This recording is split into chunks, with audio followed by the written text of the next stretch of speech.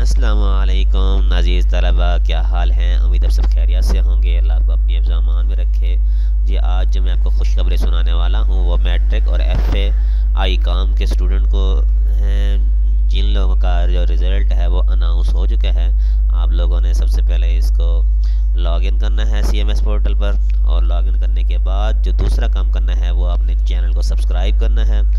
और अच्छे रिज़ल्ट के लिए आप पहले वीडियो को लाइक कीजिए, उसके बाद आपने एग्ज़ाम एंड ग्रेड पर क्लिक करना है।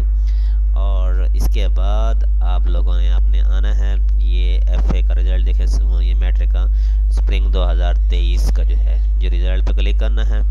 और यहाँ पर आने के बाद आपने देखना है कि अगर आपके सारे पास हैं तो इस खुशी में आप लोग एक आध कमेंट कर दीजिए कि हाँ हम पास हो गए हैं।